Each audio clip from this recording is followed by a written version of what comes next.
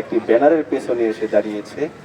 তাদের দাবি একটাই, তারা দীর্ঘদিন যাবৎ সারা বাংলাদেশেই কিন্তু সাংবাদিকদের উপরে একটি নির্যাতন চলছে। সাংবাদিকদের অপরাধ, তারা সত্যকে তুলে ধরতে চায়।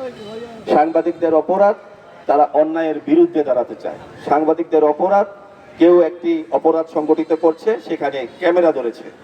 আমরা সম্প্রতি সময়ে গাজীপুরের যে ঘটনা, তুহিন ভাই আমাদের সহকর্মী সংবাদকর্মী, ওনাকে যেভাবে নির্মমভাবে হত্যা করা হয়েছে দিনের আলোতে, সাগর রুনিকে হত্যা করা হয়েছিল আমরা জানি রাতে, কিন্তু এই ঘটনা ঘটেছে দিনের আলোতে। দিনের আলোতে এই নির্মমভাবে হত্যাকাণ্ড প্রমাণ করে বাংলাদেশে কোনো সাংবাদিক নিরাপদ নয়, ঠিক কিনা?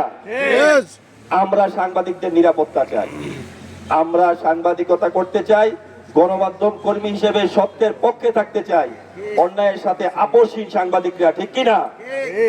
আমরা যতটুকু অন্যায় হয়েছে এবারে এটার ইতি টানতে চাই। বাংলাদেশের সাংবাদিকরা সাংবাদিকতা করতে গিয়ে যতটুকু নির্যাতনের শিকার হয়েছে, আজকের পর থেকে আর কোনো নির্যাতন সহ্য করা হবে না, ঠিক কিনা?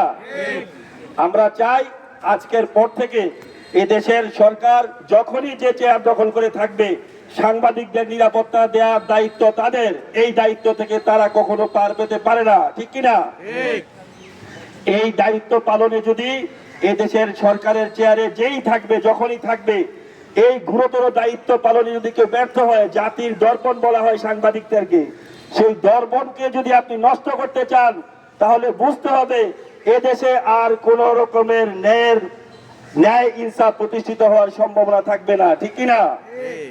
আমরা সাংবাদিকতারা, আমরা যারা সাংবাদিক হিসেবে এখানে দাঁড়িয়েছি, একটি দাবি করব, আমাদের তুহিন ভাইয়ের দুটি বাচ্চা আছে, এই দুটি বাচ্চার প্রতি আপনারা সদয় হবেন।